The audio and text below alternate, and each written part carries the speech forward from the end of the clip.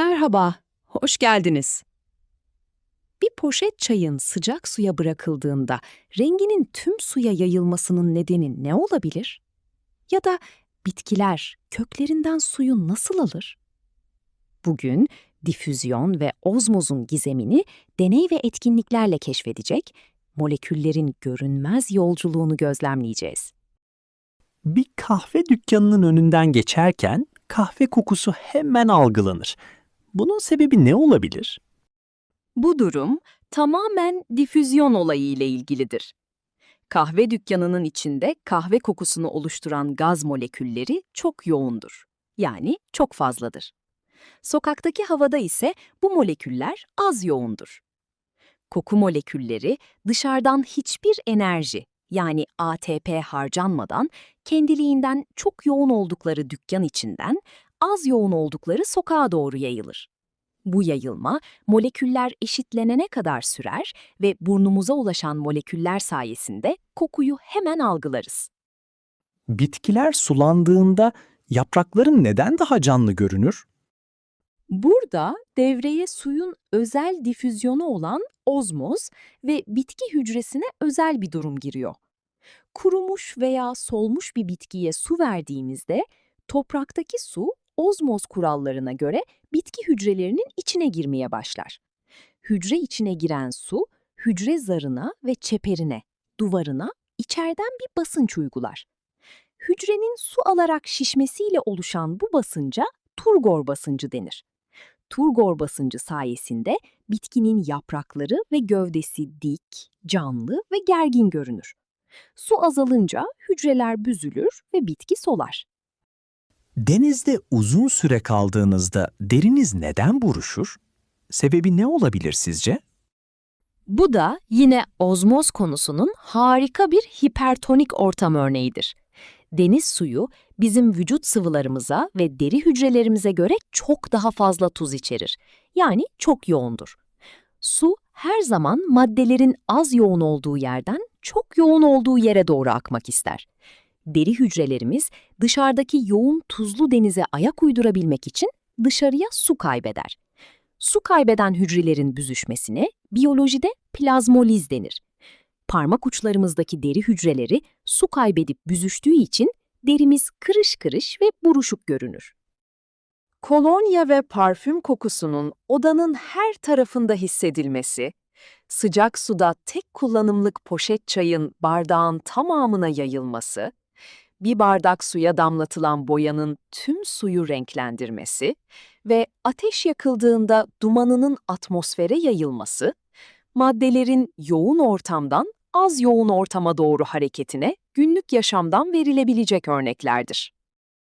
Salataya tuz döküldüğünde sebzelerin yüzeyinde tuzlu bir yapı oluşur. Tuz, hipertonik bir ortam oluşturur. Bu nedenle su, hipotonik ortamdan, hücre içinden, hipertonik ortama, hücre dışına doğru ozmoz yoluyla hareket eder. Su kaybı nedeniyle salata sulanmaya başlar. Bu süreçte difüzyon olayı da etkilidir. Tuz molekülleri yüksek konsantrasyonlu bölgeden, salataya dökülen tuzun bulunduğu bölge, düşük konsantrasyonlu bölgeye, sebzelerin iç kısmına doğru hareket eder. Bu hareketle tuz, sebzelerin yüzeyine ve iç kısımlarına yayılır. Salataya tuz eklenmesiyle gerçekleşen kimyasal ve fiziksel değişikliklerin nedeni suyun ve küçük moleküllerin hareketidir. Suda bekletilen patatesin içine su alması, hücre zarının hangi özelliğiyle ilişkilidir? Bu durum, hücre zarının seçici geçirgen, yarı geçirgen olma özelliğiyle ilişkilidir. Hücre zarı her maddenin geçişine izin vermez. Küçük moleküllerin su, mineral ve benzeri geçişine izin verirken, büyük moleküllerin nişasta, protein ve benzeri doğrudan geçmesine izin vermez. Patates hücrelerinin içindeki su oranı saf suya göre daha azdır. Çünkü içinde nişasta ve mineraller de vardır. Saf suya konulan patates hücresinin zarı, su moleküllerinin geçişine izin verecek kadar küçük gözeneklere, porlara sahiptir. Su, zardaki bu porlardan geçerek patatesin içine girer. Patates hücreleri su aldığı için şişer ve patates sertleşir.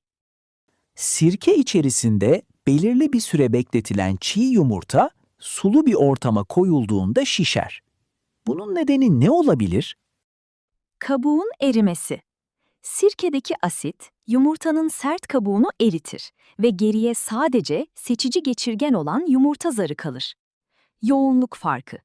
Yumurtanın içi proteinlerden dolayı çok yoğun, dışarıdaki saf su ise az yoğundur. Hipotonik ortam. Su girişi, ozmoz. Su molekülleri kurallar gereği çok oldukları dış ortamdan az oldukları serpiyel yumurtanın içine doğru hücre zarından geçerek girer. Sonuç, içeriye su girdiği için yumurta şişer. Evet sevgili gençler, hadi şimdi deney videosunu izleyelim.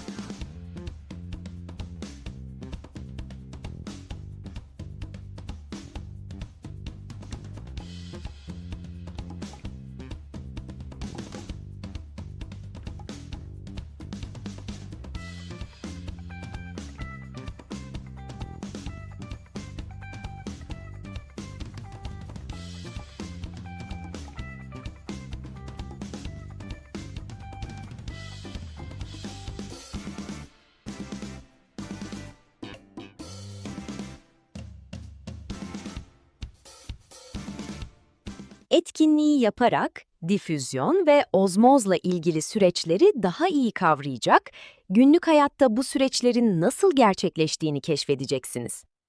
Deney tasarlama, veri toplama, analiz etme gibi becerilerinizin gelişmesine de katkı sağlayacak bilimsel uygulamalar gerçekleştireceksiniz. Hadi o zaman kitabımızın 143. sayfasındaki difüzyon ve ozmoz adlı etkinliği yönergeye uygun olarak birlikte yapalım. Aşağıda uygulama basamakları verilen difüzyon ve ozmoz olayları ile ilgili etkinliği öğretmen rehberliğinde gerçekleştiriniz.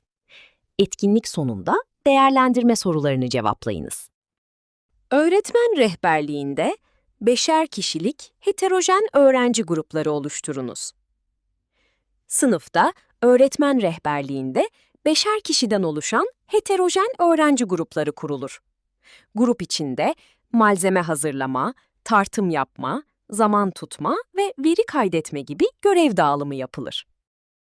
Hipotonik ve hipertonik ortamlarda bekletilen patatesin ağırlığında ve dokusal niteliklerinde meydana gelen değişimleri inceleyerek difüzyon ve ozmoz olayları hakkında çıkarım yapabileceğiniz bir deney tasarlayınız.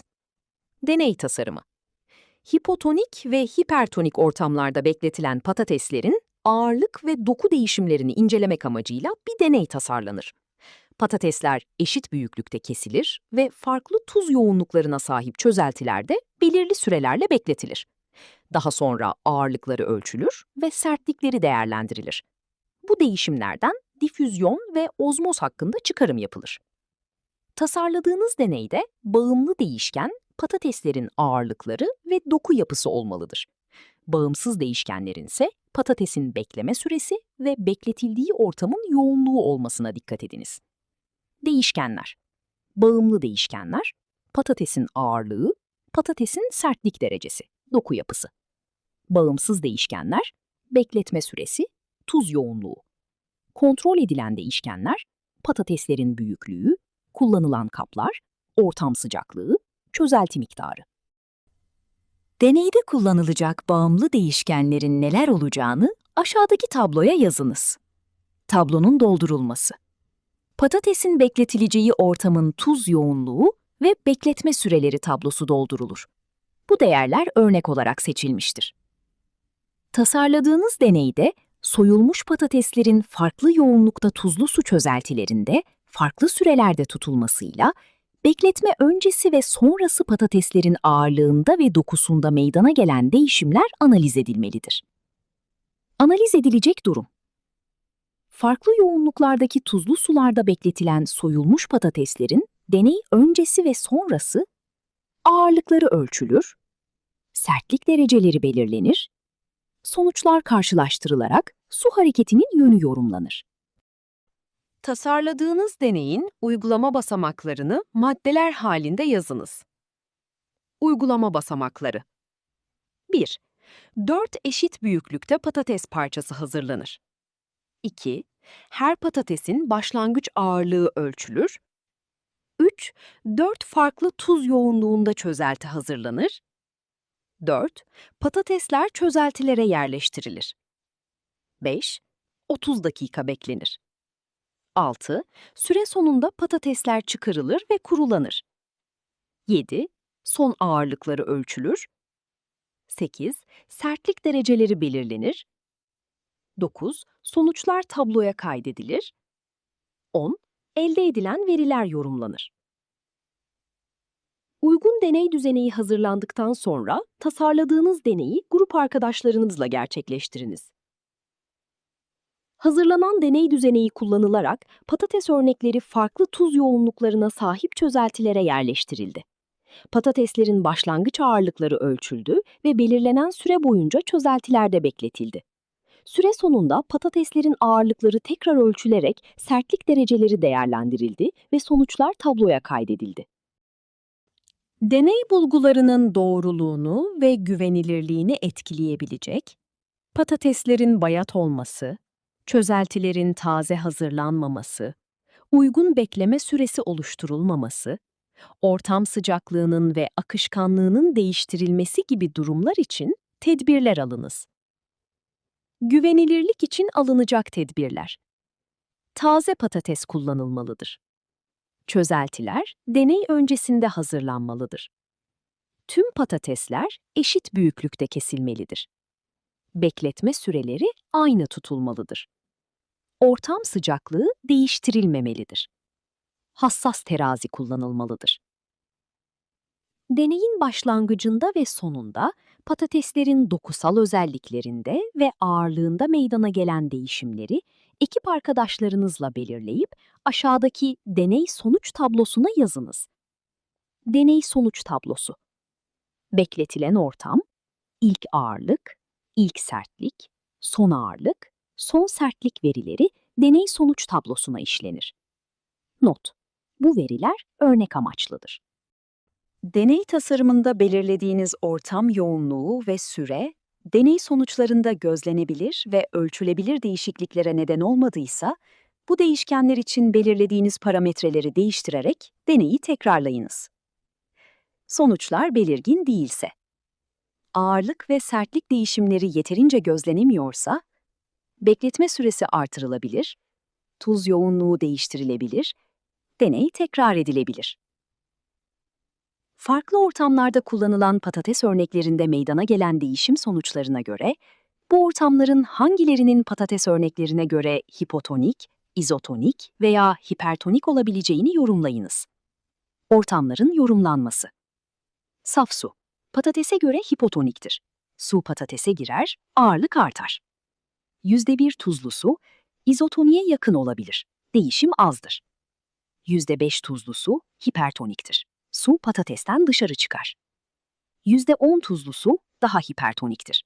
Patates belirgin şekilde yumuşar ve ağırlık kaybeder. Evet gençler, şimdi deney videosunu izleyelim.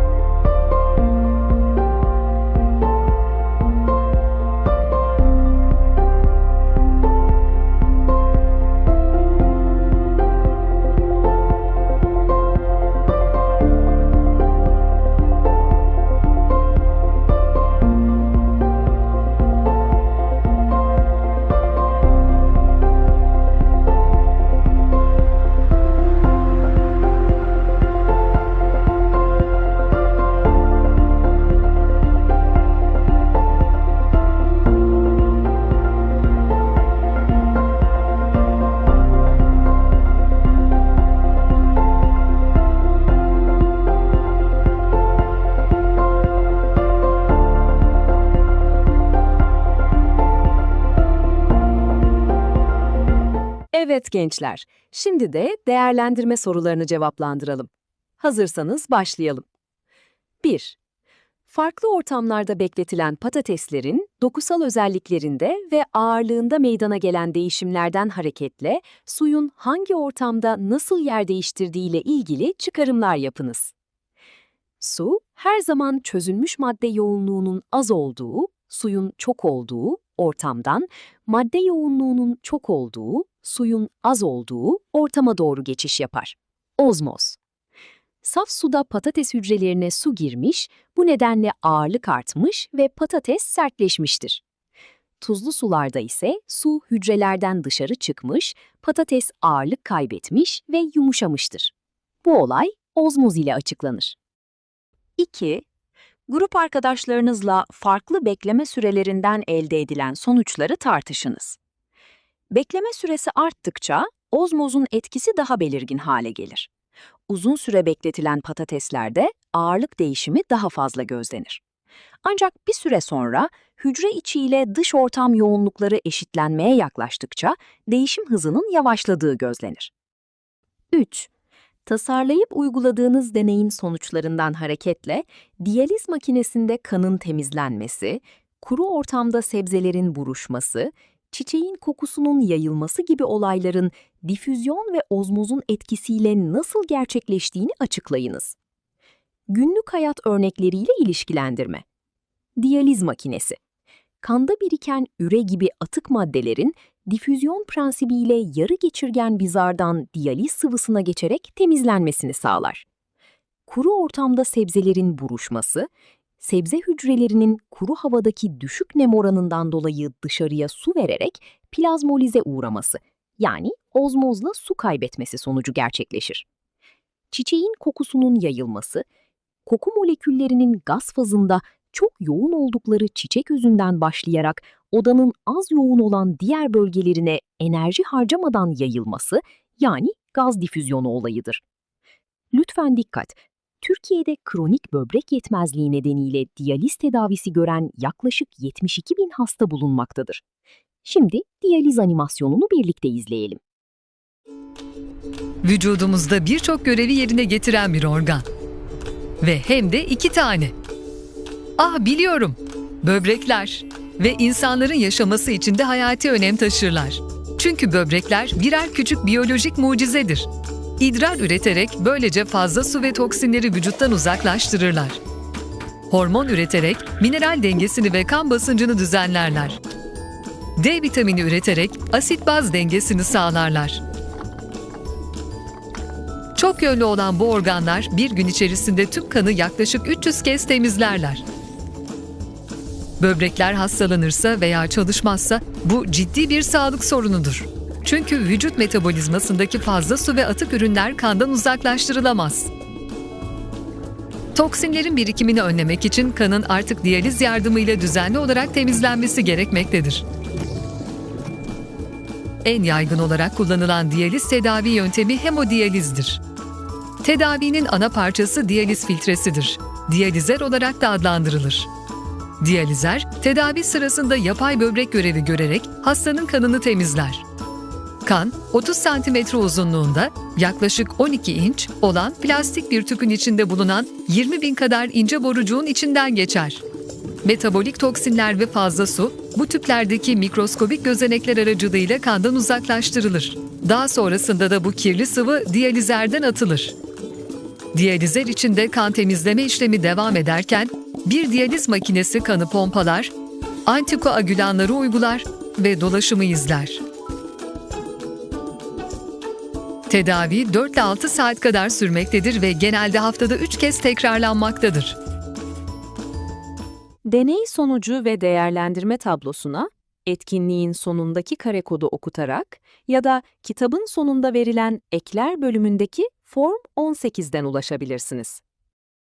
Bugün gördük ki en küçük moleküllerin hareketi bile hücrenin yaşamını doğrudan etkiliyor.